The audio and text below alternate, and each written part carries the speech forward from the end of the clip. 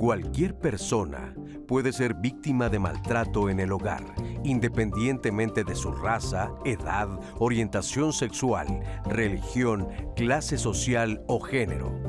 Los miembros de la familia pueden ser objeto de estos abusos. La forma en que se genera la violencia en el hogar varía.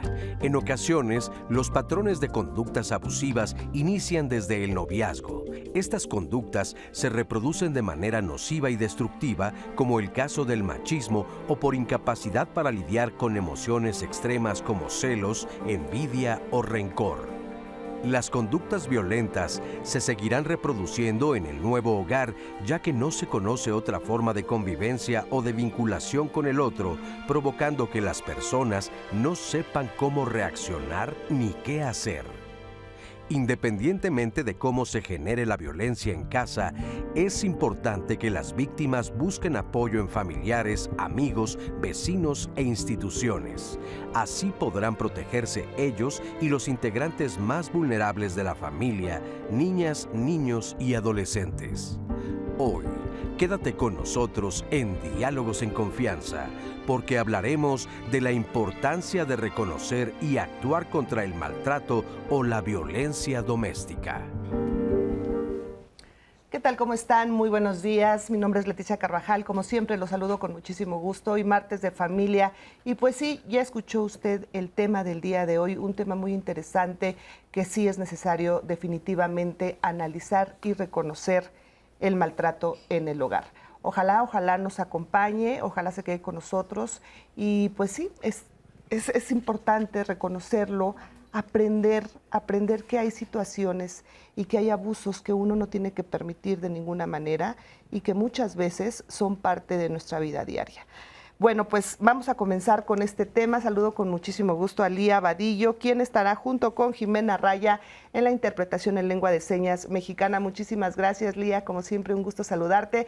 Y también saludo con muchísimo gusto a Azucena Celis, quien estará pendiente, usted ya lo sabe, de redes sociales y de llamadas telefónicas, atendiendo todas sus dudas. ¿Cómo estás, Azu? Hola Leti, muy bien. Pues sí, estamos ya en vivo, tanto en la pantalla de su televisión como en redes sociales. Recuerde que siempre a partir de las 9:30 estamos en vivo en redes sociales, Facebook Live y YouTube Live. Así es que ahí usted nos puede escribir y como estamos en vivo, todo lo que usted escriba, nos comente, nos pregunte, lo vamos a poder leer aquí en el panel para que los especialistas les compartan alguna sugerencia, respuesta, consejo, algo que les puedan ustedes preguntar. Y si nos está viendo por su televisión, pues puede tomar el teléfono y marcar el 55 51 66 40 00 y también ahí le van a tomar cualquier comentario o pregunta que nos quiera hacer, Leti. Así es, vamos a estar muy pendientes y también recuerde que tenemos la aplicación 11 más, que es completamente gratuita y usted la puede bajar en su tienda de aplicaciones, 11 con el signo de más, y bueno, pues ahí usted va a poder encontrar absolutamente todos los programas que se transmiten a través de la señal del 11, noticias, diálogos en confianza, programas, mesas de debate, series, películas, bueno, todo, absolutamente todo lo encuentra ahí en esta aplicación, que como ya le comentaba, es completamente gratuita y recuerde que 11 más va contigo. Bueno, pues quiero presentar a nuestras invitadas y nuestro invitado del día de hoy y voy a comenzar con Daniel Ramírez Campos, él es psicólogo, especialista en atención en violencia de género. Muchas gracias por estar aquí, Daniel. No, al contrario, gracias por la invitación, buen día. Bienvenido, buen día. Vivian Bulhosen, ella es psicoterapeuta familiar. ¿Cómo estás, Vivian? Ay, muy bien, gracias Leti, muchas gracias por la invitación. Gracias por aceptar, me da muchísimo gusto volver a verte. También me da muchísimo gusto volver a saludar a Lisbeth Ortiz Acevedo, periodista feminista, jefa de información de CIMAC Noticias, agencia de noticias feminista. ¿Cómo estás, Lisbeth? Encantada de conversar, muchas gracias por invitarme de nueva cuenta. Muchísimas gracias. Liz, ¿qué es el maltrato en el hogar? Bueno, pues son prácticas arraigadas dentro de nuestra cultura, y que están dotadas de un poder mal ejercido desde luego, y sin duda dentro del hogar es el sitio donde se ejerce ese tipo de maltrato, ese tipo de prácticas, sobre todo, claro que a todos los miembros, a todas las miembros de la familia, sin duda, no hay distinción, pero hoy en este país, con la cantidad de feminicidios que tenemos, con la cantidad de violencia que hemos ejercido en contra de las mujeres, sin duda las mujeres, las niñas, las adolescentes, las adultas mayores son quienes más viven las secuelas de este tipo de maltrato. Y lo desafortunado de esto es que va siempre en escala. Entonces, puede comenzar como una forma sutil y suave, pero con el paso del tiempo se va incrementando. Eso es una realidad. Y lo mejor de esto, o la plática, es que puede ser prevenible. Es decir, podemos detectar algunas situaciones y poder pedir ayuda o salir de esa circunstancia. Claro, por supuesto. ¿Algo que quieras agregar? Sí, claro, el pedir ayuda. Sin embargo, a veces es muy difícil para la víctima salir de ahí porque hay psicológicamente lo que es la indefensión aprendida es muy difícil y si tu entorno no te ayuda tienes que tener muchas redes de apoyo. Entonces el trabajar con la víctima muchas veces no es tan fácil de que salga ahí y es donde tenemos que trabajar como sociedad porque a la víctima se le revictimiza muchas veces, ¿no? Con los mensajes, sal de ahí, ¿por qué estás ahí? ¿Cómo permites esto? Porque no es que lo permite, no es que quiere estar ahí. Se llama indefensión aprendida y lo vas aprendiendo con el tiempo, ¿no? Y entonces es más difícil de ahí. Entonces cuando le enseñamos a la víctima mejor a salir de ahí, a que tenga redes de apoyo, a saber el lenguaje que se tiene que utilizar con la víctima o las víctimas, es mucho más fácil que pueda salir de ahí, ¿no? Más adelante nos gustaría, nos gustaría justo esto que mencionas, Vivian, de qué decirle, porque muchas veces como amiga, como familiar, estás viendo que alguien cercano a ti está siendo víctima de violencia y justo les dices eso, oye, pero ¿cómo sigues ahí? ¿Qué no te das cuenta? Y lejos de ayudar, pues ya no te vuelven a contar porque dice, se la pasa juzgándome, ¿no? Sí. Y muchas veces esas palabras, en lugar de acercar, alejan. Exacto. Entonces, más adelante me gustaría de qué forma podríamos ayudar a este tipo de personas que identificamos que sufren este tipo de violencia, que te lo cuentan una vez y que luego te dicen, no, ya no. Ya no, ¿No? sí, O sea, se lo guardas. es súper común. ¿Cuáles son los factores, Daniel, que contribuyen al maltrato en el hogar? Bueno, primero el contexto social en el que vivimos. El contexto social favorece la práctica de la violencia, la facilita para una parte de la familia que está conformada por los hombres, ¿no? El género masculino. Entonces, no hay gran problema si los hombres ejercemos violencia. Es más, a veces hasta se espera que tengamos algún toque violento, mientras que para las mujeres esta situación pues no está permitida, ¿no? Es como si las mujeres tuvieran que ser buenas por naturaleza. Entonces, partiendo de esa idea social, bueno, evidentemente para los hombres va a ser mucho más fácil ejercer algún tipo de violencia, alguna modalidad de maltrato. Y bueno, pues ¿sobre quiénes? Sobre las personas que consideramos vulnerables dentro de la familia, que son mujeres, niños, niñas y personas de la tercera edad. Efectivamente. ¿Qué opinas tú, Liz? Totalmente de acuerdo.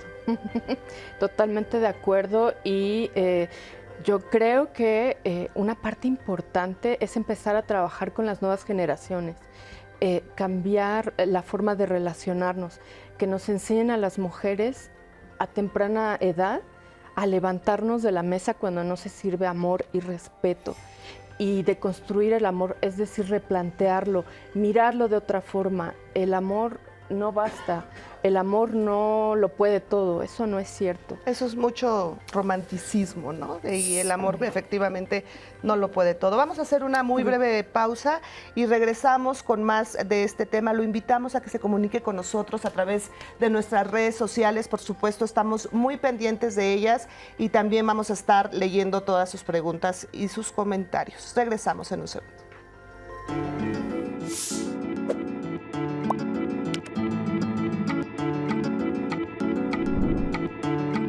Los causantes del maltrato en el hogar pueden ser parejas o exparejas, padres, madres, hijos, hermanos u otros familiares.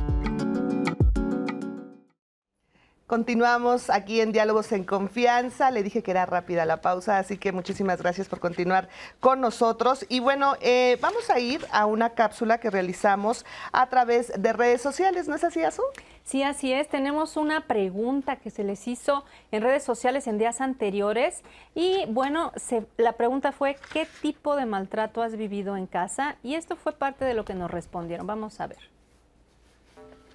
Al preguntar en nuestras redes sociales qué tipo de maltrato has vivido en casa, estos fueron algunos comentarios que recibimos. Xochitl Bueno: maltrato psicológico y físico por parte de mi ex esposo. Nadezda Rosas Rojas: abandono cuando era niña, aún teniendo a papá y mamá presentes. Violencia psicológica por parte de mi mamá. Violencia física por parte de mi hermano. Anairda Getsemaní: la familia es la principal que te destruye cuando debería ser tu templo. M. Tere Valenzuela: de mi mamá no, pero de mi papá, abuelo y tíos sufrí indiferencia. Parece que eso no es nada, pero te afecta mucho porque siempre te preguntas qué hiciste para que te ignoren de esa manera. Ruth Casillas: psicológico, verbal y económico. También el abandono. Entendía que tenían que trabajar los dos y me dejaban a cargo de mis hermanos y en muchas ocasiones sola. Así que en mi matrimonio fue igual hasta el divorcio. Aida Méndez la Suertuda: uy, casi de todo. Mi casa fue un campo de guerra. En cuanto pude, formé mi propia familia y todo bien. Will Tavares Gutiérrez: desde niño sufrí todo tipo de maltrato, físico, psicológico, etc. Consuelo Rosas: definitivamente psicológico por parte de mi última pareja. Me escondía cosas y técnicamente pretendió volverme loca. Fue horrible porque de verdad lo fue haciendo gradualmente y llegó un momento en que dudé de mí. Luz E. Pérez Márquez: en casa de mis padres no sufrí maltrato, pero cuando me casé me tocó sufrir maltrato psicológico, físico y verbal, al grado que mis hijos lo veían todo. Me dolió saber eso, pero gracias a Dios me divorcié. Llevé terapia junto con ellos y poco a poco se ha borrado esa parte de su pasado. Ahí tiene usted las respuestas de las personas que participan. Muchísimas gracias. Muy interesantes las respuestas y qué común tristemente, es que exista este tipo de violencia en los hogares. ¿Qué motiva a los perpetradores de maltrato en el hogar ejercer violencia? Pues obviamente el comportamiento que tienen aprendido y las creencias. Sin embargo, cuando yo escuché varias respuestas, a mí me llama mucho la atención, no es que sea nada más en un momento específico, ¿no? Por ejemplo, la violencia psicológica es la más difícil de ver y es la más difícil de tratar, ¿no? Porque la física es más palpable. Pero yo, por ejemplo, cuando trabajo con personas que han sufrido este tipo, es entender el comportamiento de la persona. Maltrata un maltratador, miente un mentiroso, viola un abusador, ¿no? Entonces, no es nada más el género, ¿no? De, por ejemplo, los hombres hacen esto. No, es cuando tú entiendes a la persona como es, entiendes al abusador. Abusa un abusador. No es solamente cuestión de género, ¿no? Ahí lo veía, mi mamá abusó de mí, ¿no? Me gritaba todo. O sea, es la persona la que abusa. Entonces, cuando entendemos mucho sobre violencia, tienes que entender el comportamiento de la persona que está violentando, no justificarlo. ¿No? O sea, es comprender el comportamiento para que tú como persona que está sufriendo ese tipo de abuso puedas, ¿no?, tener los recursos y las herramientas necesarias para poder salir de ahí. Efectivamente.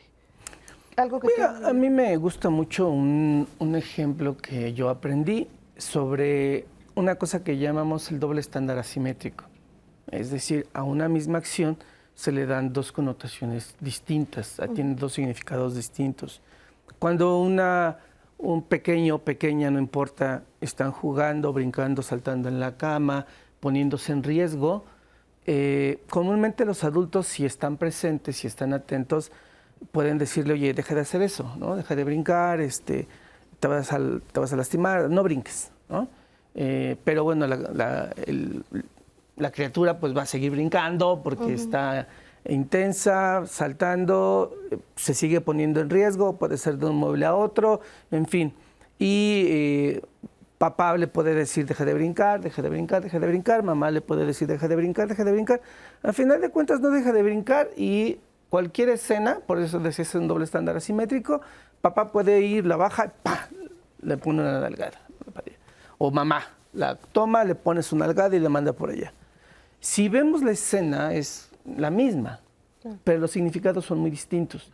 Y creo que aquí es donde tenemos que poner mucha atención, desde mi punto de vista. Porque si tú le preguntas al papá por qué le pegaste, él te va a decir, ¿por qué no me obedeció? Pero si le preguntas a mamá por qué le pegaste, te va a decir, porque si no se va a caer y se va a lastimar. Entonces, esa connotación tiene un sesgo de género, por supuesto, que tiene un significado y un simbolismo para quien vive la violencia. Entonces, claro, cuando se justifica de alguna manera, digo, claro, ninguna de las dos está justificada, Claro. pues, pero cada uno justifica desde su ámbito de desarrollo y desde su postura en la familia, desde su lugar en la familia, la acción que acaba de cometer. Entonces creo que desde ahí es importante hacer este análisis para abordar precisamente, porque no voy a abordar de la misma manera con la mamá el ejercicio que acaba de cometer que la acción que acaba de cometer el papá, por los simbolismos tan distintos que cada uno tiene. Claro, por supuesto. ¿Tú qué opinas, Liz? Sí, precisamente te escuchaba y pienso en la necesidad tan grande que tenemos de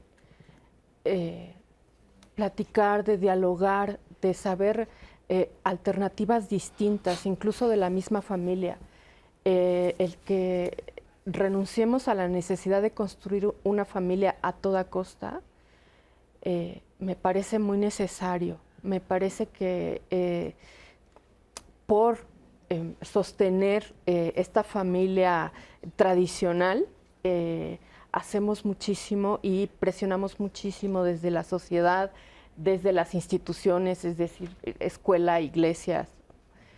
Y hay una parte que me gustaría decir, que una se empieza a liberar cuando decide también formar una familia propia contigo misma.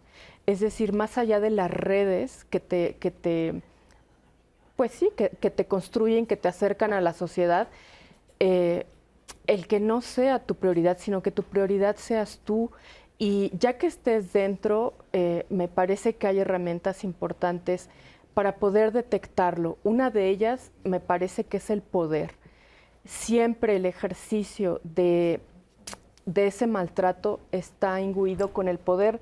¿Cómo lo ejercen hacia ti? Y una pregunta, si te toca todavía en tu adultez, hay que preguntarse, ¿cómo ejerzo el poder hacia adentro de este núcleo familiar, ya sea de una persona, de 15, de 4, en fin? ¿Cómo ejerzo ese poder? No quisiera detenerme ahí, mirar hacia el agresor. Yo también, igual que Vivian, me gustaría hablar de la víctima y de las que todavía no lo son y que me gustaría que no sucediera nunca.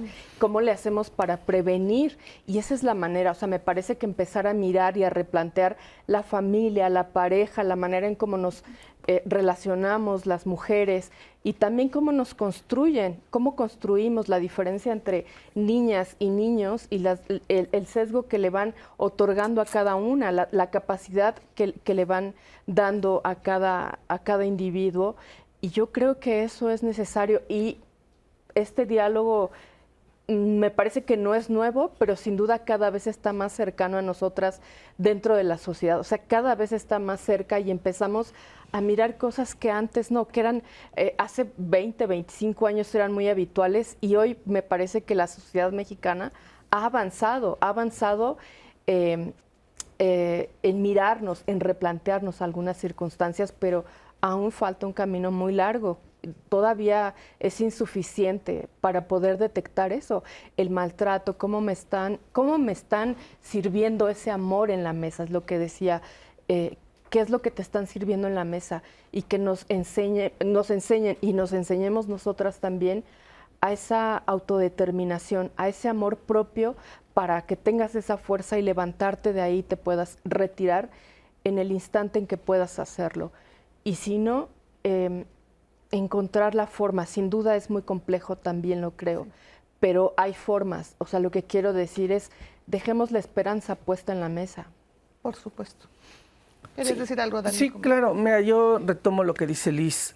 Creo que es muy importante replantear los modelos tradicionales de familia. Si no nos cuestionamos en esos modelos tradicionales, si no analizamos esos modelos tradicionales, la familia va a seguir siendo un campo fértil para la violencia. Esta obligatoriedad, al parecer, de tipo social, cultural, religioso, de formar un modelo y un tipo específico de familia, sí creo que tiene muchos inconvenientes. Y nuevamente nos coloca como en un organigrama, ¿no? Las posiciones que cada uno juega. Entonces, si no nos hacemos ese cuestionamiento, si no reprogramamos nuestras expectativas de la propia familia y nuestro deseo o no de formar una familia, porque de pronto parece que, bueno, pues ya nos tocó este tipo de familia.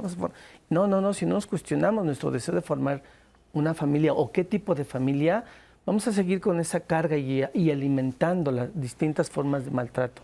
Claro, por supuesto.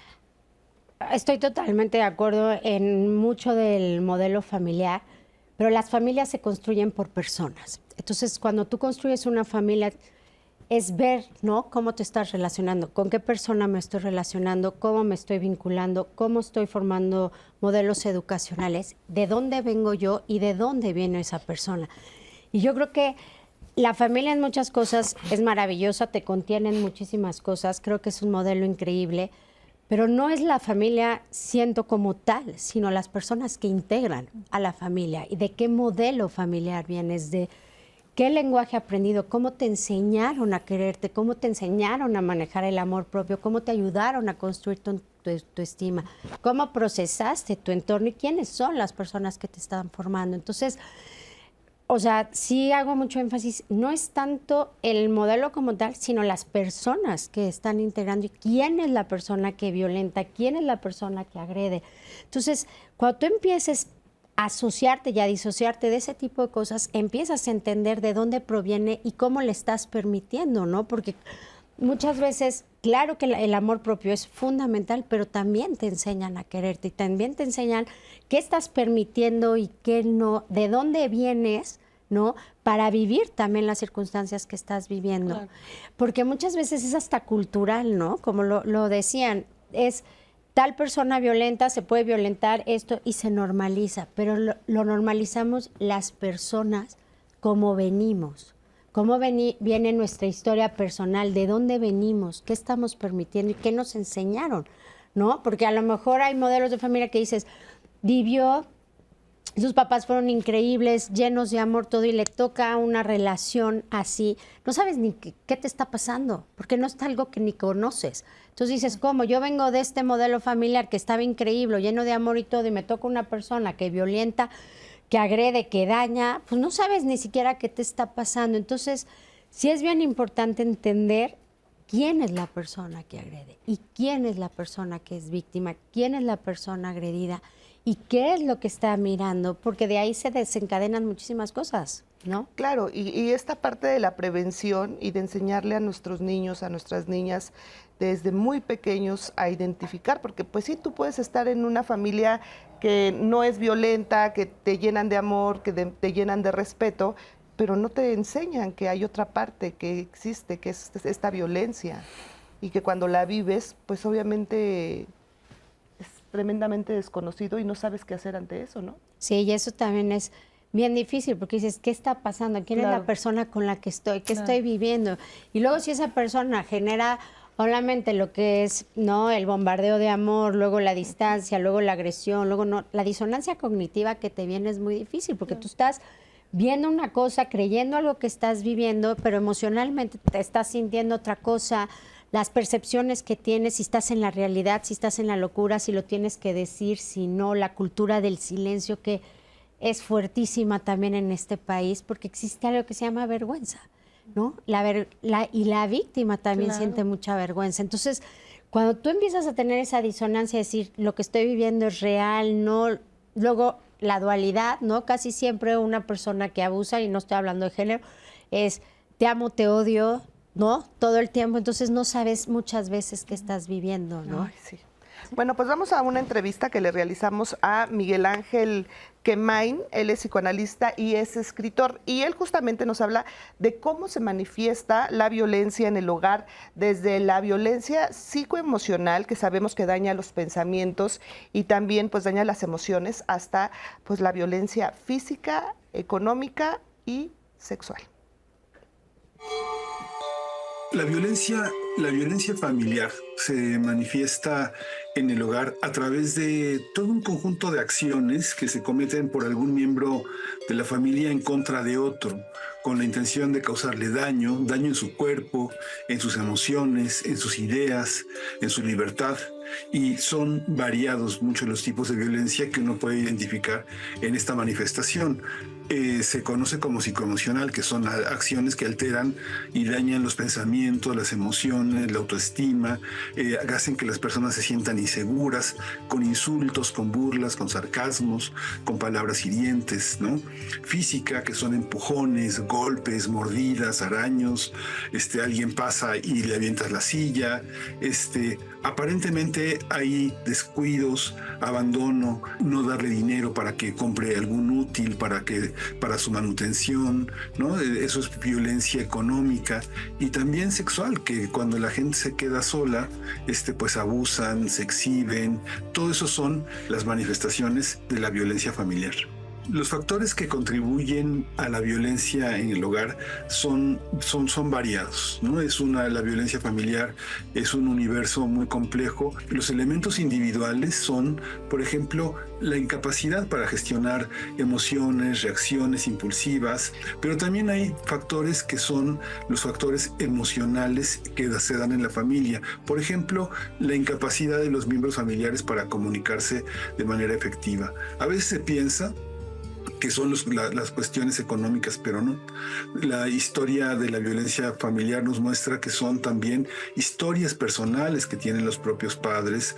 En un lugar ya más adelante, en un tercer o cuarto lugar, pues son las dificultades económicas y financieras las que desencadenan conflictos. La angustia, la frustración, el no poder salir adelante, sentirse muy culpable y sentir que el otro es culpable de la situación en la que uno está, eso provoca un enorme enojo, ¿no? ¿Cómo impactan todas estas formas de violencia en la familia? Pues bueno, los niños hay una enorme incapacidad para comunicar sus ansiedades, su angustia, lo orillan a una forma de aislamiento, o que la violencia familiar es normal, o que solamente las familias de escasos recursos la tienen.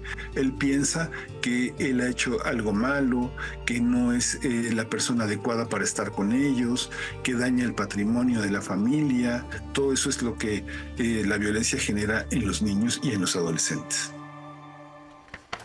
Muchísimas gracias a Miguel Ángel por esta entrevista. Y bueno, estamos teniendo también muchas preguntas y mucha participación a través de redes sociales. Azu, ¿qué te parece si leemos algunas? Sí, justo tenemos ya muchos comentarios. Muchas gracias a todos los que están escribiendo.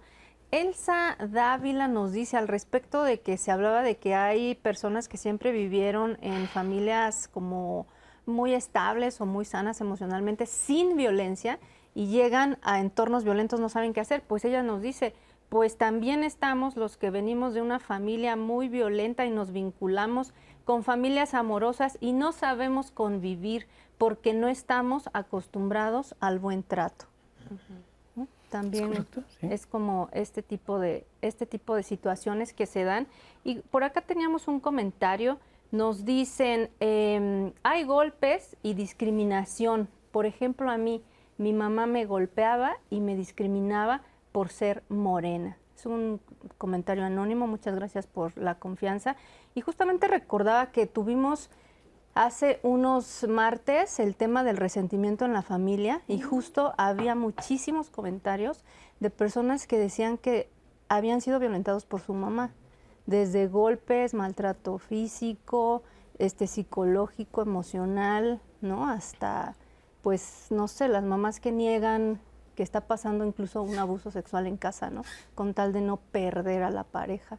Entonces, bueno, justo están llegando comentarios de ese tipo. Nos dicen por acá también, mi papá fue un violentador, pero su abuela materna lo maltrató en su infancia y considero que de ambos géneros es aprendida la violencia y lamentablemente no se educa para erradicar la violencia.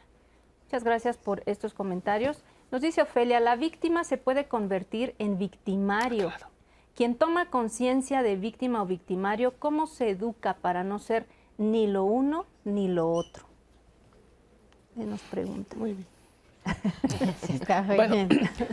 es que, mira, la resolución de conflictos ha sido un tema que comúnmente no se aborda. No te enseñan a solucionar conflictos. ¿Cuál es la manera más práctica de resolver? Pega, grita, huye, déjala ahí, no la dejes hablar. O sea, hay prácticas que se tienen, ¿no? que no facilitan la resolución de conflictos. Por años puedes guardar resentimiento de un evento que ocurrió y del que nunca hablaste. Los conflictos entre pareja, cuando surge la violencia, nada más lo ocultan, no se menciona y parece que entonces ya quedó en el olvido y se resolvió. Pero creo que esta parte de no saber resolver de manera pacífica los conflictos, obviamente se van incrementando, se incrementa la tensión, se incrementa, el resentimiento justamente, se incrementa y obviamente disminuye el amor, el cariño, la ternura, la disposición, ¿no? Es como este juego de uno sube y el otro baja. Entonces, claro, cuando surge un nuevo conflicto, pues hay menos disposición para nada. Entonces, justamente creo yo que una forma de prevenir quizás sería empezar a trabajar no solo con niños y niñas, sino con todo mundo, esta resolución de conflictos. Porque yo sí creo que cuando tú no estás preparado, dispuesto o gustoso o gustosa por formar una familia, tienes que replantearte, o sea, un tipo de familia tradicional, ¿no? De papá, mamá, hijito, hijita, perritos y demás, tienes que plantearte y ponerte a pensar muy en serio, porque puedes formar tu propio tipo de familia, tu propio estilo de familia. Claro. Sí, y ahí me gustaría complementar algo. Eso solo lo sabes hacer cuando tienes responsabilidad afectiva. Cuando tú tienes responsabilidad afectiva, sabes lo que estás haciendo. Una persona que abusa y no quiere modificar un comportamiento es una persona que no tiene responsabilidad afectiva. Entonces, lo que viva la otra persona, cómo lo sienta, cómo lo viva, o eso no me pertenece. Entonces, por eso, por ejemplo, era lo que decía al principio, no tiene que ver, ¿no? Como la chica que decía, a mi papá lo violentó la mamá, sí, ¿no? Decimos, violenta un violentador, abusa un abusador. El que hace eso es la condición de la persona. Está bien, a lo mejor el papá lo aprendió, pero no se le trabajó para modificarlo. Entonces, al decir, porque lo que vivió, la violencia no se justifica. Tú puedes tener todas las vivencias que hayas tenido, pero cuando tú tienes responsabilidad afectiva y decides de verdad hacer un trabajo interno y entiendes que estás haciendo algo mal, puedes modificar un comportamiento. Pero muy rara vez una persona que abusa, una persona que violenta, cuando tú lo tratas en terapia, es rara vez reconoce la responsabilidad afectiva y es, no pasó, aquí no pasó nada, me comporto como no pasó nada, volvemos a empezar de cero, ¿no? O sea, y tú lo ves en las dinámicas familiares, llegan, ya abusaron, ya violentaron, ya hicieron todo tipo de abuso y después, perdón, no sabía lo que estaba haciendo y repites el comportamiento.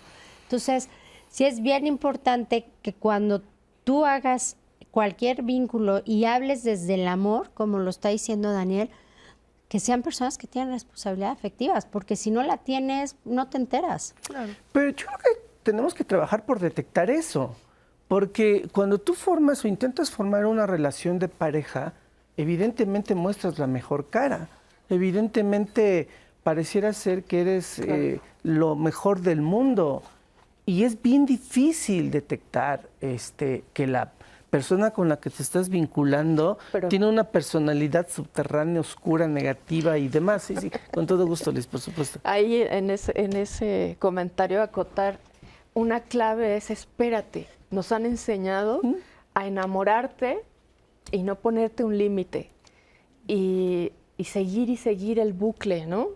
Del enamoramiento. Espérate, porque en breve te vas a ir enterando de quién es esa persona. Y yo quisiera complementar, es muy difícil, no hay un manual donde digan cómo evitar ser víctima, cómo evitar ser un maltratador. Pues no lo existe, es muy complejo. Pero creo que podemos dar algunos tips que nos puedan servir en la cotidianidad. Por ejemplo, ¿qué es lo que te va nutriendo? ¿Qué te nutre en la vida? Aprende a identificar todos los estímulos que vas recibiendo de afuera. Es decir, ¿qué tipo de música escuchas? ¿Qué tipo de letras? ¿Qué tipo de películas? ¿Qué contenidos? ¿Qué lees?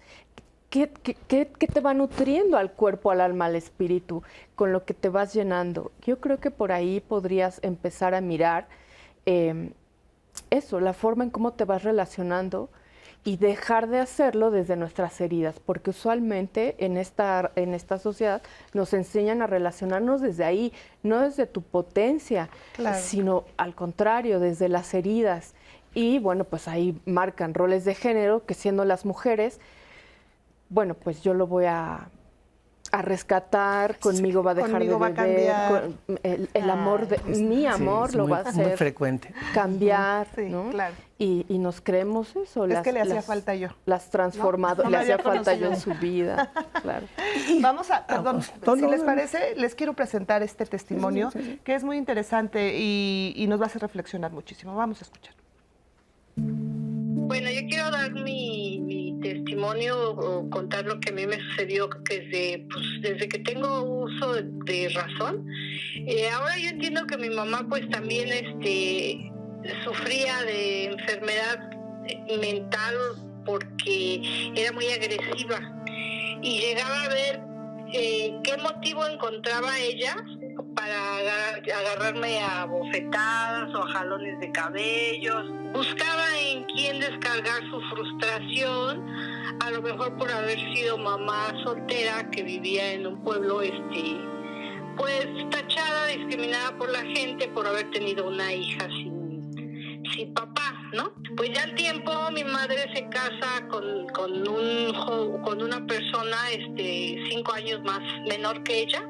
Yo dije, bueno, pues ya encontré un papá, ¿no? Así en mi inocencia de una niña de 8 o 10 años. Pero pues no fue así, la verdad es que no fue así. De él yo siento que el abuso, la violencia más fuerte que me marcó de por vida. Se puede decir que un abuso sexual, pero yo a la fecha siento que eso me marcó de por vida. Bueno, pues yo me voy de mi casa a los 14 años con el primer hombre que me pasó por enfrente por huir del maltrato con mi madre y mi padrastro. Me voy con el primer persona que pasa por enfrente y pues salí de un infierno para irme a meter al otro con este señor pues llegaba tomado a las 2, 3 de la mañana a que me levantara a darle de comer, se iba de parranda todo el fin de semana, me dejaba sin dinero, me golpeaba a mí, golpeaba a mis hijos, puros golpes.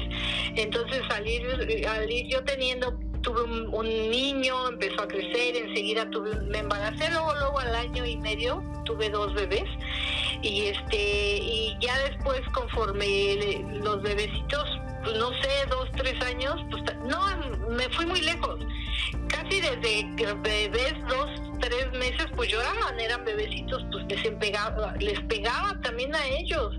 O sea, ahora lo veo, eran unos criaturitas así pequeñitas que no había ni dónde darles los trancazos, pues él se las ingeniaba para pegarle a esos bebés porque lloraban. Viví con ese hombre 20 años, fueron 20 años de gritos, maltrato físico, maltrato emocional, quedan muchas secuelas en la familia.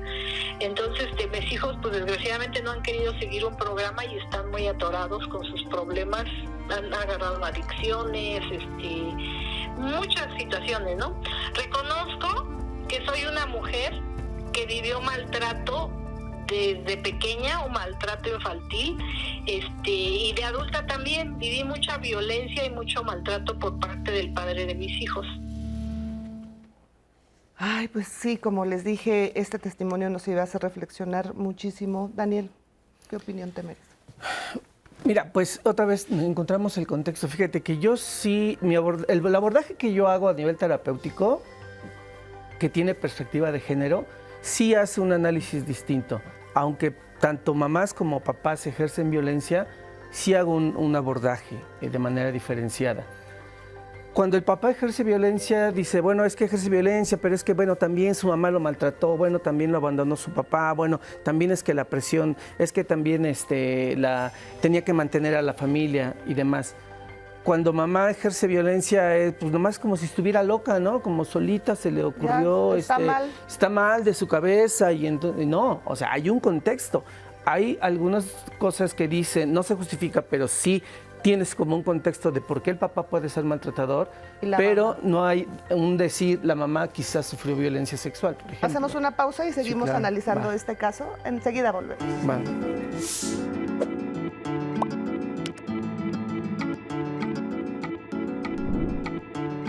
La falta de atención y cuidados en el hogar, particularmente en el caso de niños, adolescentes y adultos mayores, es negligencia y constituye una forma de violencia. Continuamos en Diálogos en Confianza, hoy en Martes de Familia, y vamos ahora a una sección de apoyo a la comunidad. Les vamos a presentar unas fotografías, les pedimos que las vean con atención. Si usted reconoce a alguna de estas personas, que le haya visto de camino al trabajo, en el mercado, cuando usted va a hacer sus compras, en algún súper, no sé, que sea una persona que usted reconoce como el viene de su calle, donde sea que le haya visto, agradeceremos cualquier comentario, cualquier dato que pueda ayudar a dar con el paradero de estas personas. Puede marcar al teléfono 55 56 74 7902. La primera fotografía que usted verá corresponde a Paula Isabela Espinosa Ruiz. Ella desapareció en Chalco, Estado de México. La última vez que fue vista fue el 21 de marzo del 2024. La siguiente fotografía que usted verá en su pantalla corresponde a Jesús Israel Espinosa Ruiz. Él desapareció en Chalco, también en el Estado de México, y la última vez que fue visto fue el 21 de marzo de 2024. La siguiente fotografía que usted verá corresponde a Brian Evani Olivera Avante. Él desapareció en el barrio San Lucas, esto es en Iztapalapa, en la Ciudad de México. La última vez que fue visto fue el 12 de mayo de 2024. La siguiente fotografía corresponde a Maya López Morelos. Ella desapareció en la colonia Olivar del Conde, en la Ciudad de México, y la última vez que fue vista fue el 17 de marzo de 2024. La última fotografía que usted verá a continuación corresponde a Roberto Valdés Balán. Él desapareció en la colonia La Azucena. Esto es en El Salto, Jalisco. Y la última vez que fue visto fue el 1 de noviembre de 2023. Si usted reconoce a cualquiera de estas personas, agradeceremos cualquier dato al teléfono que aparece en su pantalla. Es el 55 56 74 7902. Muchas gracias por poner atención y continuamos con el tema de hoy. Así es, continuamos, Azu. Y antes del corte, Daniel, te tuve que interrumpir un poco, pero hablábamos de las diferencias de cuando un hombre y una mujer es el violentador. ¿Por qué mirar esta diferencia? ¿Ah? ¿Por qué mirar esta diferencia? Porque para quienes hemos vivido violencia o han vivido violencia o vivieron violencia, hay un significado de quién te maltrata. ¿Ah? Entonces, cuando el padre maltrata de alguna manera, hay como una, no es una generalidad, pero hay como una correlación de en qué se convierte esa persona que ha sido víctima de la violencia del papá, ¿no? Y también cuando la mamá es quien ha maltratado de alguna manera, pareciera que también existe esta correlación. Entonces, es tan importante porque tienes que hacer este abordaje. Justo comentaba con mis familiares en días recientes, hay personas que justifican su violencia porque dicen, a mí mi mamá no me quiso y desde el vientre yo sabía que no me quería. Entonces, caray, ¿te acuerdas? ¿No? O sea, claro que hay una retórica familiar sobre la conducta de su mamá, cuando a pesar de todo la mamá lo cuidó, lo llevó a la escuela, lo amamantó, bla, bla, bla, y no se mira esa parte de cuidado que sí existe, ¿no? Claro. Frente a la ausencia, por ejemplo, del papá, o sea, claro, ¿por qué te regaña la mamá? Porque es la que está. ¿Por qué luego te suena la mamá? Pues porque es la que está. La que me cuida. ¿No? Porque es la que te llama la atención, pues porque la mamá, pues que es la que está. Y de pronto en las familias separadas, pues el papá se vuelve el chico divertido, porque cuando los chicos están con papá, pues se come pizza, se comen palomitas, se va al cine, ¿no? Un fin de semana. Entonces creo yo que sí es importante hacer este análisis, ¿no?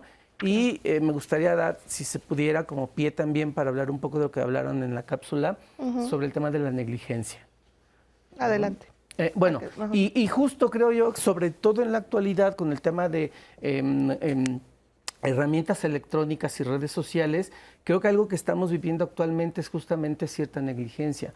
Papás y mamás que no están preparados o no han querido prepararse para ejercer su labor de papá o de mamá, pues es muy fácil que ahora le entreguen la laptop, el celular y demás a sus hijos e hijas y entretente.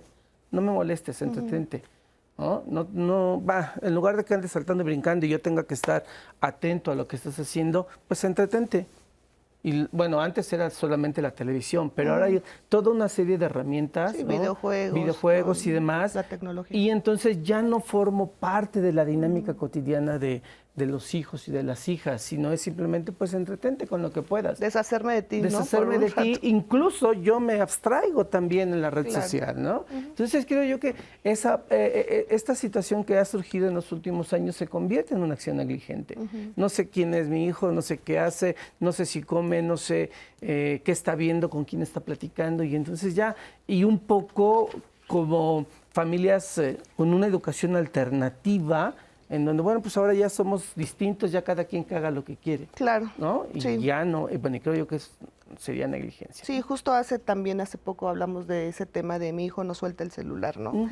Entonces, pues sí, era una forma de ver cómo los papás de repente se lo daban para, pues sí, aislar a los hijos y que no, pues cada vez se conocían menos estos comportamientos de los niños y que no sabían ni siquiera los gustos de sus hijos, ¿no? Porque pues cada quien estaba en mundos distintos. Pero bueno, retomando un poco también el testimonio que justo acabamos de escuchar en el bloque pasado de esta mujer que nos cuenta de que sufrió violencia desde pequeña, luego cuando se casó 20 años con una persona también que la maltrató y luego ella también maltrataba.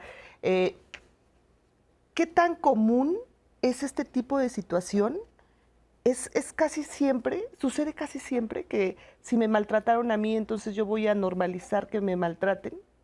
Mi esposo y luego yo voy a maltratar a mis hijos. Yo creo que nunca lo acabas de normalizar, porque, o sea, en vivencia, en cotidianidad, sí, pero a nivel emocional y mental, no, porque sabes que hay algo que está mal.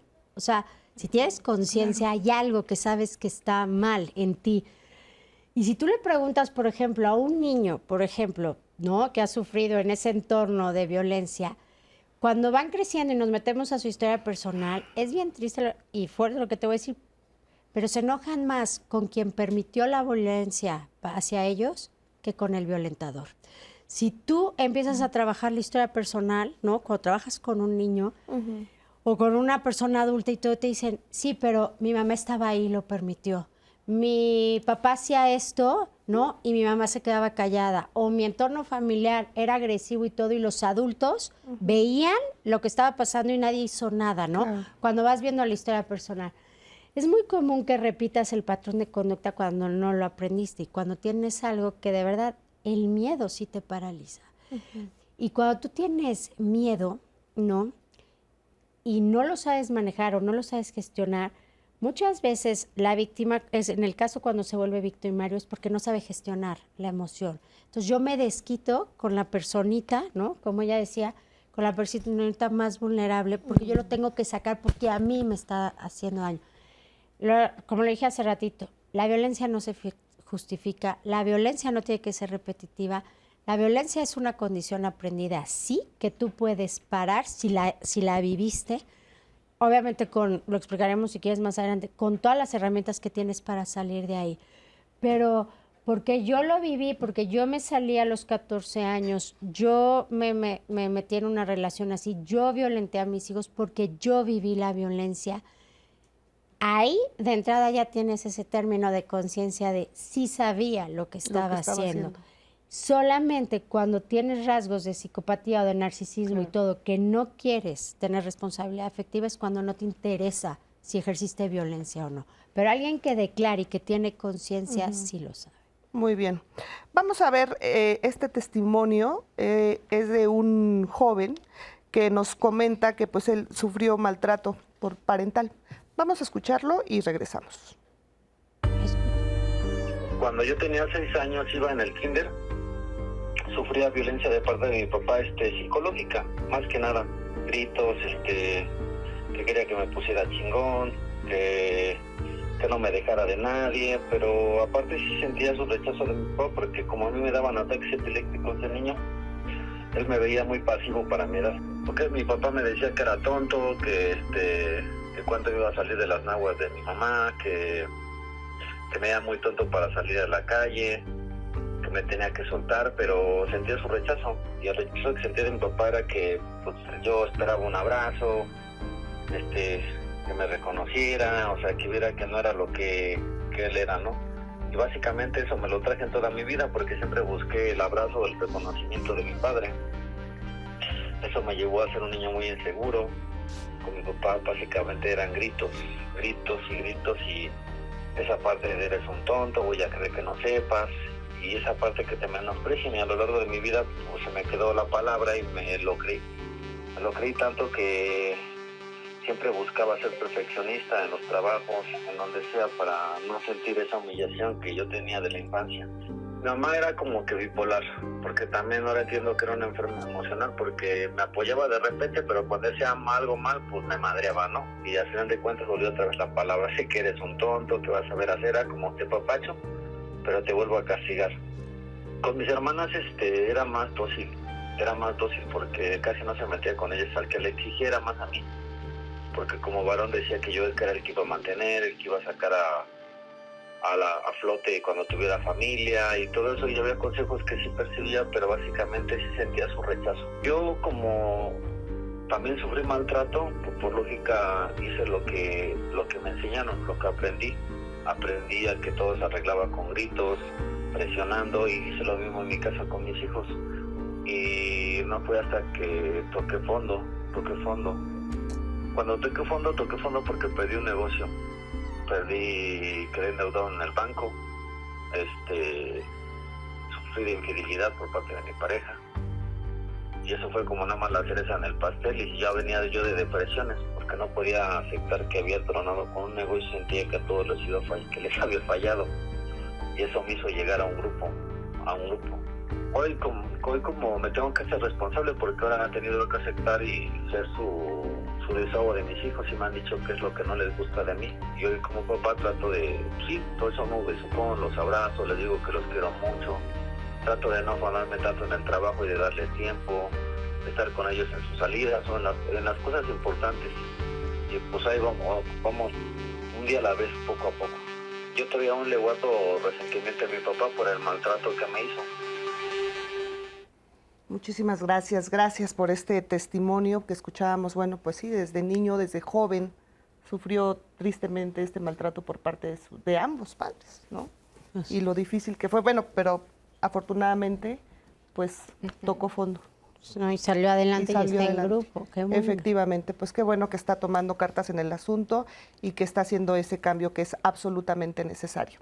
Bueno, yo quisiera que empezáramos a hablar un poco acerca de la violencia psicológica, que hace un momento la mencionaban, y que creo que es muy importante porque no la identificamos, no sabemos qué es la violencia psicológica. ¿Podríamos empezar con eso, Liz?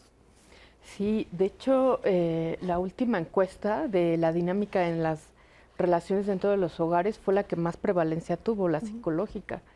Es decir, casi todas las mujeres en esa encuesta se sintieron violentadas en lo psicológico y también en lo sexual. Es muy complejo. Me parece que comienza muy sutil, me parece que la psicológica puede comenzar en los primeros instantes de forma muy sutil y es difícil a veces incluso identificarla.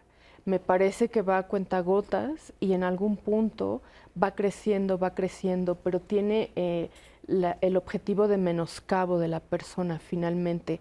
Es tomar control, Por ejemplo, el poder,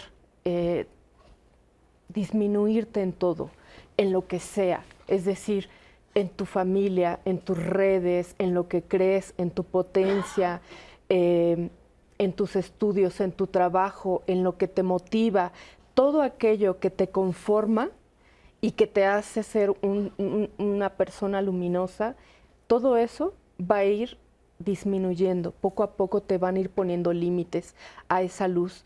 ¿Cuál? Tus amigos. No me gustan tus amigos. En ti sí confío, pero en ellos no. Necesito que dejes de verlos, ¿no? típico. Tu familia se está metiendo demasiado en esta relación, a pesar de que somos novios. No me quiere, no te das cuenta de eso. Y a pesar de que tú tengas una relación muy cercana y muy amorosa con tu familia, comienzas también a poner límite a eso que te hace sentir tan viva, tan llena de luz, y también te lo quitan. Tu trabajo, yo no tengo problema con tu trabajo, pero con los que te rodean, ¿no? Nos está quitando tiempo, ¿no?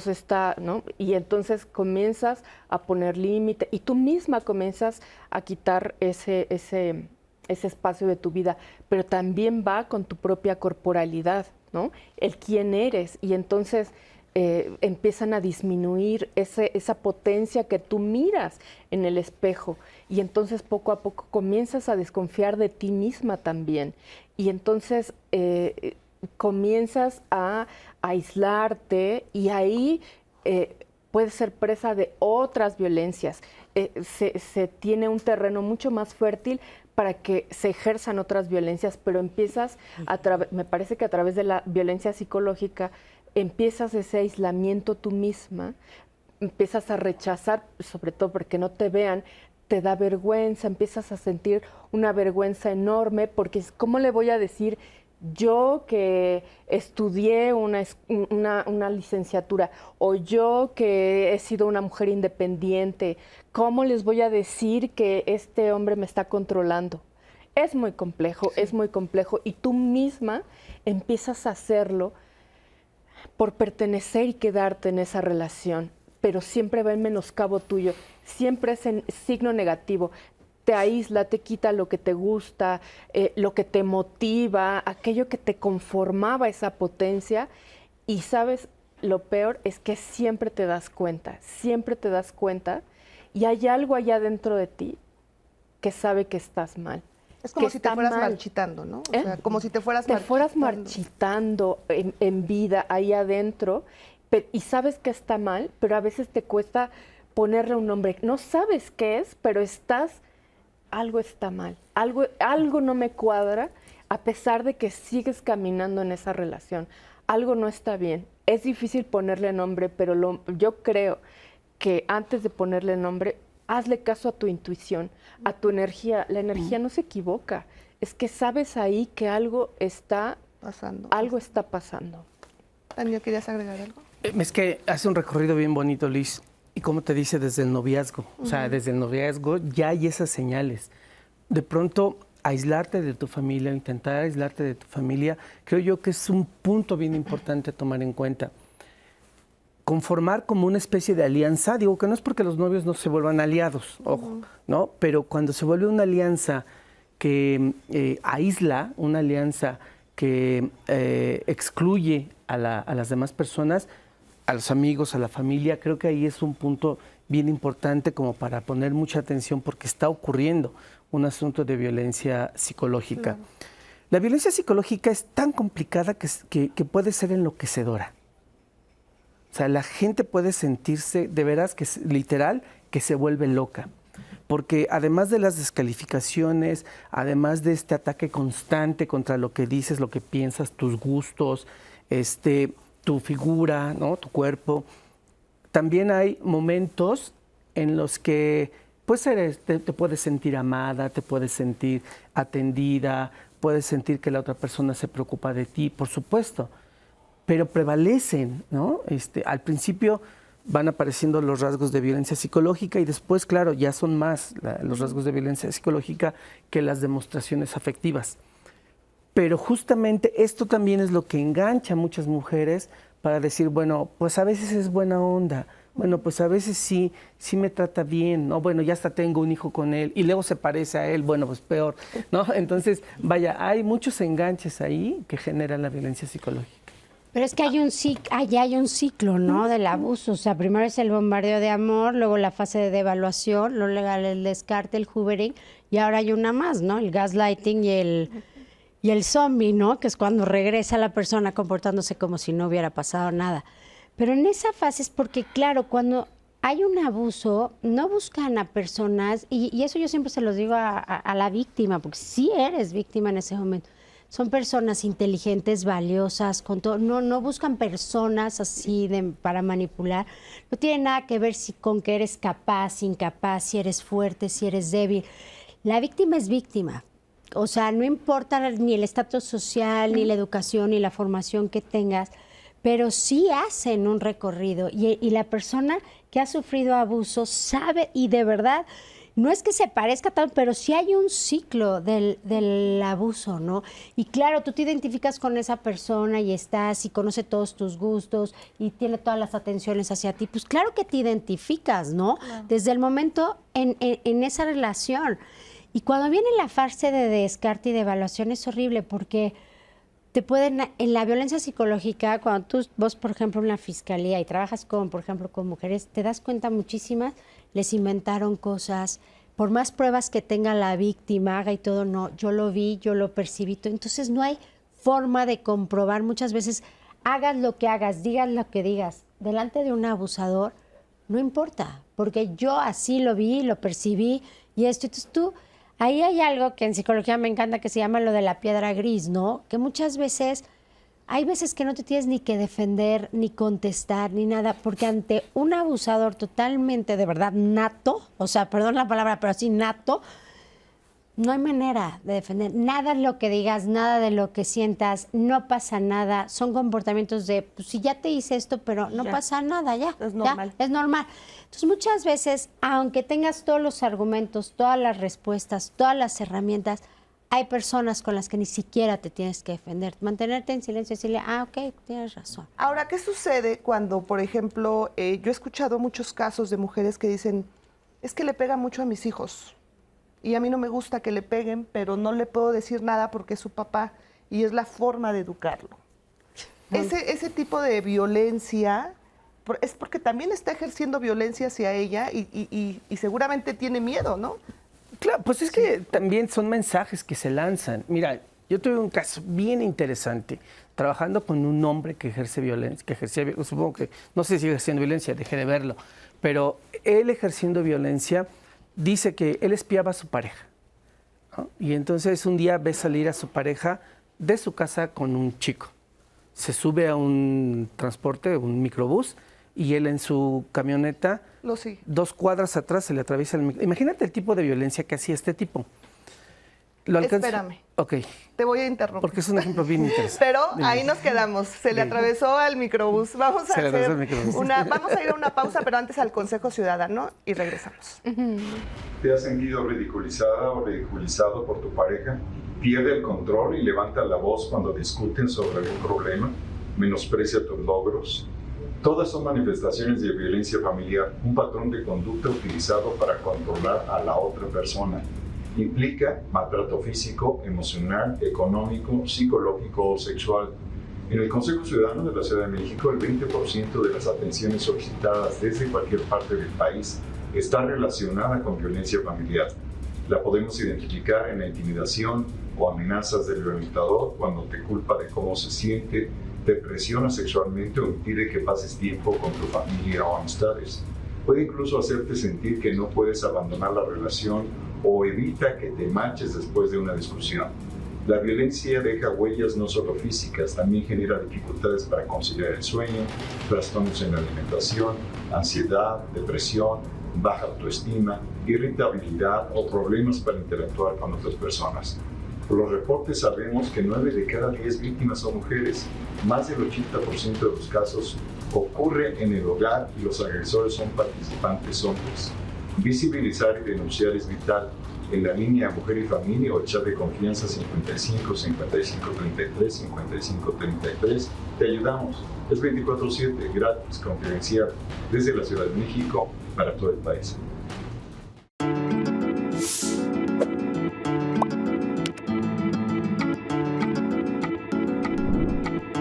El maltrato físico o emocional es grave y deja huella en las víctimas.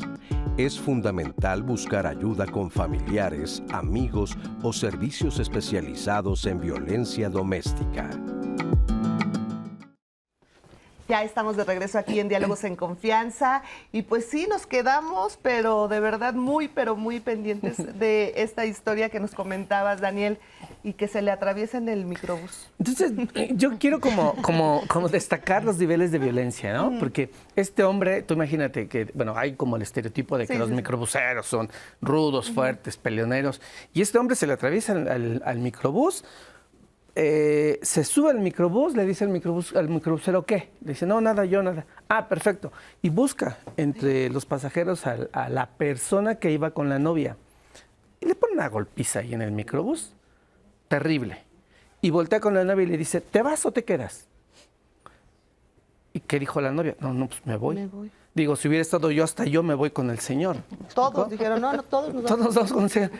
Y destaco el nivel de violencia, ¿no? Porque es muy impactante, es muy fuerte. Y claro, ante la violencia, pues los testigos, incluso niños o testigas, incluida la mamá de esta violencia, pues evidentemente no van a querer que la violencia se incremente, incluso no van a querer ser víctimas de esa violencia, ¿no? Por eso a veces dicen, pues es que no hizo nada, ¿no? Bueno, es que no haga nada.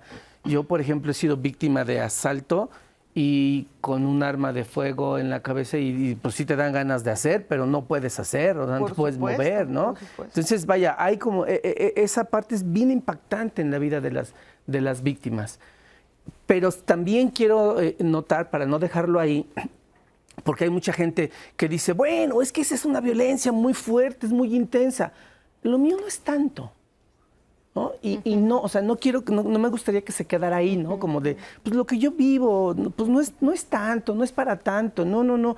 Hay peores casos. Hay peores casos, ¿no? Y me gustaría que no nos quedáramos en eso, sino que hay personas que viven otro tipo de violencia, otras formas de este ejercicio de violencia, incluso psicológica y demás, pero que se den cuenta que no está bien, pues, ¿no? Que no está padre y que se tendrían que desarrollar elementos para que las personas que han vivido violencia se muevan de los sitios de violencia, se quiten, ¿no? Si yo ya identifiqué que hay violencia en mi hogar por parte de algún miembro de mi familia, ya sea mi esposo o bien mi esposa, que ella violente a los hijos, ¿no? O sea, ¿cómo empezar a trabajar un hogar violento cuando no tengo las herramientas, cuando no sé?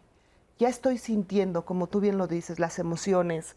Hay situaciones en las que dices, sí, algo está pasando aquí que no me está gustando, les está gritando de más a mis hijos, los está violentando, a mí me está humillando, tal vez no llega aún a los golpes, pero esto no me está gustando. ¿Cómo parar esa violencia en casa? Bueno, número uno, siendo flexible en el reconocimiento, ¿no? Reconozco que algo está pasando, que algo está sucediendo. Sí, tratar de entender quién es la persona que está violentando el entorno y cómo lo está haciendo y cómo me vivo ante este suceso.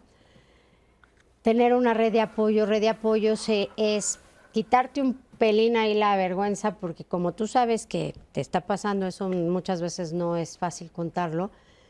Y es, número uno, buscando ayuda, sabiendo dónde. Si tú no puedes sola, ¿no? Y es con tus grupos familiares, con redes de apoyo, con terapeutas, con tu guía espiritual, con quien tú quieras, ¿no? Entender, así te amenacen, grabarte esto muy bien. No estás sola, ¿no? Así te digan que la ley pues, se la pasa por donde quiera, que quien sea, que tiene todo, que el abogado, que le está... Nada. No de verdad, es bien importante. Siempre una persona, cuando tú vas a buscar ayuda, te va a amenazar el doble, ¿no? ¿Por qué? Porque ya empieza, pues como dicen aquí, ¿no? A sentir pasos en la azotea, ¿no? Y que sepas quién es el que violenta. Violenta una persona insegura, una persona de verdad más carente de recursos, aunque lo veas con una autoestima inflada. Una persona que agrede no es una persona con autoestima sana. Entonces, si tú empiezas a reconocer que así sea tu esposo, el mejor esposo del mundo, el mejor proveedor, el esto, reconozcas a qué le tienes miedo, si a perder tu entorno, si a perder tu estabilidad económica, si ¿no? A perder tu modelo de familia, el que deber ser, lo social, ¿no? Porque muchas veces dices socialmente, ¿no? ¿Cómo lo voy a vivir? ¿Cómo enfrentar? No lo tienes que ir contando por todo el mundo, lo que estás viviendo tampoco. Pero a lo mejor sí buscarte personas cercanas, personas que te ayuden a regular tus emociones y que te ayuden porque ya no estás sola. Cuando hay hijos, hay equipaje. No estás sola y sí te tienes que hacer cargo de esas personitas, sí lo tienes que hacer, sí lo tienes que trabajar, ¿no? Y sí reconocer quién es la persona que está abusando. Si eres tú, si es tú. Ay, perdón. Me gusta. No, continúa. No, está bien. O sea, es al final reconocerlo.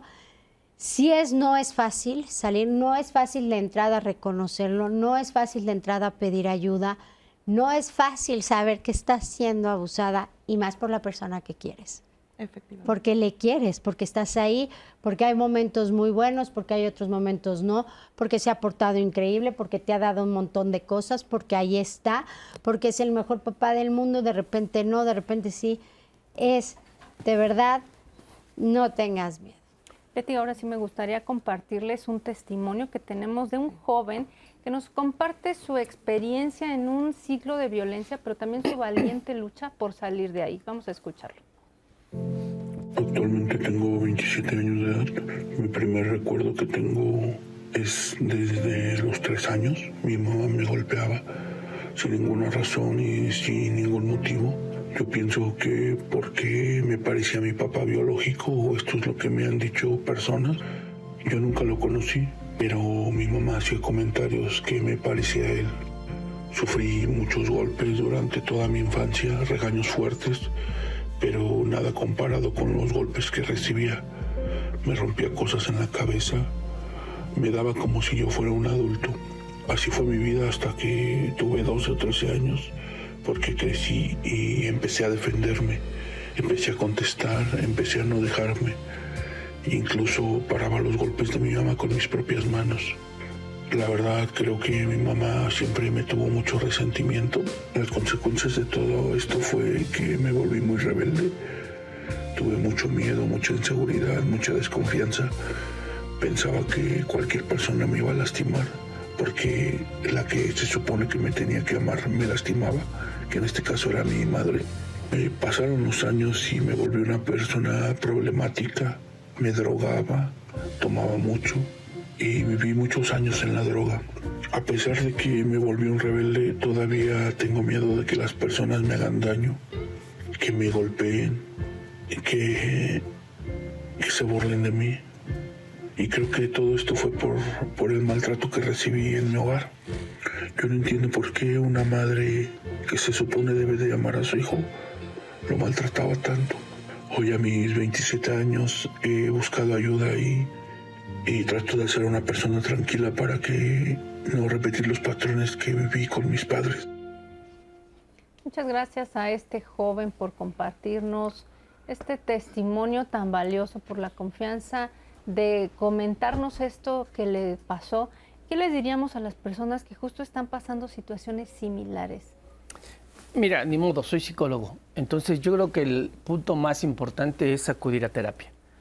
Es importantísimo acudir a terapia porque las redes sociales a veces te condicionan. O sea, las amigas a veces te dicen, no lo vas a dejar, entonces ya no eres mi amiga. Ya regresaste ahora. No, pues no, imagínate. Ay. Hasta que lo dejes ya volvemos a hablar. O sea, claro, no siempre, pero sí existe el condicionamiento, incluso de tu familia. ¿No? No, otra vez estás con él, no, hombre, olvídate de nosotros. Y entonces se vuelve otra vez a aislar.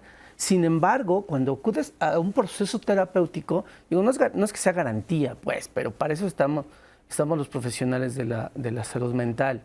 Entonces es bien importante, ya seas una persona que está viviendo situaciones de violencia o que seas una persona que está ejerciendo situaciones de violencia, y coincido en esta parte con la compañera Vivian. Claro que hay un problema de autoestima tremendo, hay un problema de personalidad, hay un problema de gestión de emociones, hay un enorme problema interno, propio, personal, que no nos permite relacionarnos o interrelacionarnos con las demás personas. Y yo sí creo que la terapia, ¿no?, es un elemento importantísimo. ¿Por qué no solo los grupos? Porque, bueno, he conocido, por ejemplo, hombres que acuden a Alcohólicos Anónimos y, claro, dejan de beber, pero no dejan de ejercer violencia. Y al contrario, a veces la vuelven más sofisticada todavía y más difícil de detectar. Y solamente creo yo que a través de la psicoterapia es cuando tú tomas una parte un poquito más individual, un poquito más egoísta, en donde incluso tu propio proceso se vuelve más importante incluso que la relación. Que eso es bien importante y a veces te puedes tardar en la psicoterapia para terminar tu relación con una persona violenta. Te puedes tardar, no es inmediato, no es rápido. Pero también las personas con las que yo he trabajado me dicen, me voy dando cuenta cada vez de nuestras diferencias. Claro, porque tú estás en terapia, llevas 1 año en terapia, llevas 2 años en terapia y la otra persona sigue igual. Y ya hay diferencias muy marcadas, en donde incluso ya ni siquiera la discusión está de por medio. Ya no me va a entender, ya sé que ya no puedo discutir esto con él, me muevo, ¿no? Y, por ejemplo, algo que creo que es muy importante, ¿no? La buenaza de la Norma Banda, psicoterapeuta buenísima, que desgraciadamente ya no está con nosotros, ella decía, los hijos forman papás y mamás, pero no hacen parejas. Claro. Y de pronto la gente se queda muy clavada con que los hijos van a ser ese eslabón que una a la pareja. Y es una enorme mentira. Porque los hijos, como decía, insisto, Norma Banda, solamente forman un papá o una mamá, pero no forman una pareja, no sostienen y mantienen a la pareja. Por eso cuando puede ser un papá excelente, puede ser el mejor papá, ¿no? Pero es un mal marido. ¿No? Es una mamá maravillosa, está atenta, pila, pero como pareja no nos entendemos. Pero pues muchas veces te quedas por eso, ¿no? Sí, claro. Es que es buen padre. Es que es buen padre y entonces, bueno, pues ya aunque a mí no me hable mucho, ¿no? Por ejemplo, en la relación de pareja, incluso hay parejas que dicen, pues no hemos tenido intimidad, no hemos tenido relaciones sexuales, pues en 4 años. ¿Qué? Caray, ¿qué? Pero es que es buen papá, ¿no? Cuida bien a mis hijos. Entonces, yo creo que también es un punto bien importante. Claro. Los hijos, las hijas no pueden ser el eslabón, porque no lo son. En la realidad, no lo son. Efectivamente. Voy a hacer un paréntesis porque fíjense que hay una obra de teatro que se llama OPA. Y esta obra está escrita por Patricia Martínez Pedreguera. Ella es ganadora de prestigiosos premios y bueno, pues esta obra se sumerge en la vida de jóvenes que enfrentan, imagínense las luchas internas que enfrentaron tantos jóvenes de despedidas, de descubrimientos de su identidad, del descubrimiento de tantas cosas, todo esto en medio de la pandemia. A muchos jóvenes yo creo que les suena. Bueno, pues OPA invita a esta reflexión profunda que acompaña sobre las amistades, sobre el futuro y las sombras que acompañan el crecimiento. Así que los invitamos a ver esta obra, OPA, así se llama. No se la pierdan, está en el teatro, en la gruta del Centro Cultural Helénico y estará ahí hasta el 4 de agosto. Pero mire, aquí le damos un adelanto. Los fines de semana, los camerinos del Foro La Gruta fluyen entre el K-pop, lo otaku y el texto ganador del Premio Nacional de Dramaturgia Joven, Gerardo Mancebo del Castillo Trejo 2023. Nos referimos a OPA, de Patricia Martínez Pedreguera. Yo creo que soy una persona que quedó un poco obsesionada con sus experiencias de la adolescencia y como con las amistades que surgieron en ese momento. Y todos esos procesos fueron muy importantes en ese momento de mi vida. Acercamiento a las adolescencias y ese momento en el que la vida cambia y después de hablar hasta por los codos, todo se vuelve silencio. Propuesta escénica que toma vida gracias a la entrega de sus actores y sus propias vivencias. A mí me gusta conectar con las caricaturas que yo veía en la adolescencia. Shaman King, Sakura Card Captor, ¿no? Estos lugares donde yo agarré la idea que tuve alguna vez de amor romántico y volver a conectar con ese fuego absurdo del todo o nada. A lo largo de la obra y de la historia aparece mi personaje, que es la sombra. La sombra es un personaje que viene de un mundo de silencios y le interesa mucho este mundo donde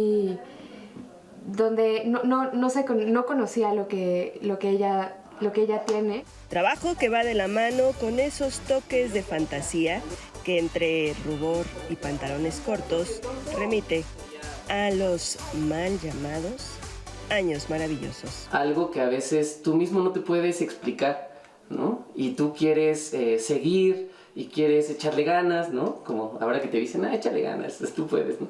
Entonces sí puedes, o sea, sí quieres, sí tienes esa intención, pero la sombra a veces es más fuerte. OPA con funciones sábado y domingo hasta el 4 de agosto en el Foro La Gruta del Centro Cultural Helénico. Saray, Campeche. Continuamos con el tema de hoy, el maltrato familiar. Tenemos varias llamadas y mensajes. Muchas gracias por la confianza de compartirnos. Nos dicen aquí, la única solución es educar a los niños con mucho respeto, cariño y protección. Ojalá se les enseñe a los padres de hoy en día a querer bien a sus hijos, porque si desde casa son violentados, por eso crecen y replican la violencia en la que se criaron. Muchas gracias a Ernesto Valdivia por este comentario. Y Juan Francisco Meso nos dice, el maltrato en el hogar puede ser psicológico, físico, económico y sexual. Se define como el uso intencionado y repetido de la fuerza física y psicológica para manipular, además de atentar contra un integrante de la familia. Nosotros debemos evitar el maltrato a través del diálogo para detectar si nuestro hogar es violentado o violentamos a otra persona. La violencia no solo es únicamente en pareja, sino cualquier miembro de nuestra familia lo puede sufrir. Muchas felicidades por este tema, muchas gracias. Estos temas nos ayudan a prevenir la violencia en nuestros hogares y llevar una convivencia sana. Muchas gracias, Juan Francisco Meso. Nos comenta por acá Elvia, opino que la violencia familiar siempre ha existido. Yo fui la hermana mayor y mi papá me maltrató. Yo tengo un hijo al cual maltraté por cuestiones que mi mamá me decía que ya había hecho esto y lo otro, lo acusaba y le terminaba pegando. Yo le tengo rencor a mi mamá y creo que mi hijo me lo tiene a mí. ¿Qué puedo hacer? Seguro. O sea, digo, perdón, no es que conteste así, pero era lo que decía, hace rato platicábamos. Quien no te defendió y que supuestamente era tu cuidador, es con la persona que casi siempre tienes más rencor. Si tu hijo te tiene rencor, el tiempo ya no lo podemos cambiar, pero sí puedes modificar lo que estás haciendo hoy y modificar desde cómo te acercas, cómo le hablas. Sí se vale que te disculpes, que pidas perdón, que te equivocaste, no que te justifiques, porque la justificación al final no es válida. Pues sí, si te pegaron y sabías que te lastimaba porque lo replicaste, ¿no? Lo que pasa es que ella dice que a ella su mamá le pegó y que luego ella lo le replicó pegó a su hijo, lo replicó. Ajá. Entonces ahí justificarte pues no tiene ningún argumento, pero sí estás viva, tu hijo está vivo, tienes tiempo, puedes hacer nuevas cosas, sí, pedir perdón, disculparte y crear nuevos vínculos desde el amor, desde otro lugar donde en ese momento no lo tenías aprendido. Entonces tienes mucho más tiempo, ¿no?, de vida, y entonces puedes construir una historia personal muy diferente con tu hijo a partir de hoy. Muchas gracias. Otra pregunta que para dar respuesta es anónima. ¿Qué hacer con un violentador? Por ejemplo, es parte del círculo familiar, es narcisista, no tiene responsabilidad emocional. Esta persona me violenta de diferentes maneras, vivo separada de él, pero mi hijo mayor de 17 años ahora vive con él y ahora mi hijo también es grosero conmigo, imitando la conducta de su papá. ¿Qué puedo hacer? Huye de ahí. Me parece que no sé qué hacer con él, pero sí, ¿qué podemos hacer para ella? Que tenga herramientas, eso es importante. Yo no tengo idea si ese hombre va a cambiar. Yo creo que lo primero que hay que hacer es ponerle nombre a lo que estás viviendo. Es importante ir a terapia, pero si no tienes las herramientas para poder ir a terapia, hay otras opciones. Por ejemplo, el violentómetro que desarrolló precisamente el Politécnico Nacional, te da una herramienta muy útil. Vele poniendo nombre, haz un ejercicio, ponle el nombre a lo que estás viviendo para saber en qué color del semáforo que te van poniendo ahí, qué puedes hacer. Porque sin duda no es lo mismo que estés en las primeras etapas de violencia a una alarma roja, casi naranja, donde quizá puedas necesitar hasta órdenes de protección. O sea, la ley te las puede brindar. Entonces, yo creo que tú misma puedes ponerle nombre a lo que estás viviendo y yo creo que empezar a pedir ayuda. El Consejo Ciudadano es una buena herramienta porque 24/7 te permite hacer una denuncia, incluso te dan apoyo psicológico, te dan apoyo legal. Y incluso ya en las últimas etapas, que no lo quisiéramos así, pero es una realidad, incluso hay refugios para mujeres con sus hijos a donde pueden salvaguardar la vida. Entonces, más bien depende el lugar donde te encuentres y ese tú vas a poder identificarlo, incluso con una herramienta muy sencilla. Lo ideal es ir a una terapia, desde luego, y que te pueda valorar un psicólogo, una psicóloga, un psiquiatra, una psiquiatra y mirar, porque sin duda puede haber ahí un grado muy profundo de depresión después de tanto tiempo de haber vivido una circunstancia así. Pero bueno, que son algunas herramientas que podemos ir viviendo. También Locatel tiene una línea de atención. Hay varias líneas de atención a mujeres que pueden ayudarlas 24/7 en el momento que lo necesites y darte seguimiento. Ok, nos preguntan María Isabel, Cecilia Ramírez, Alejandro, nos preguntan muchas personas dónde pueden informarse de este violentómetro, del Consejo Ciudadano, incluso de Locatel.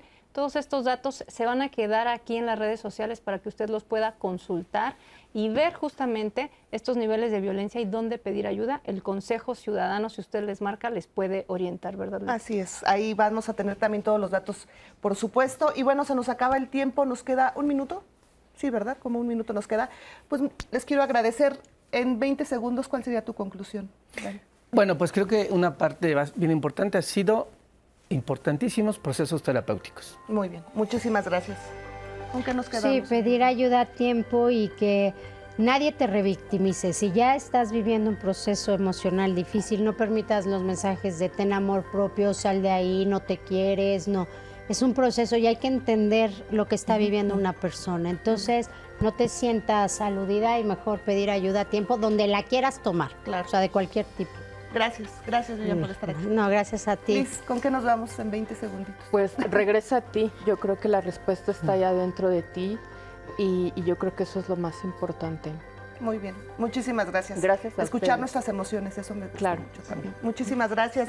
Gracias, Azu.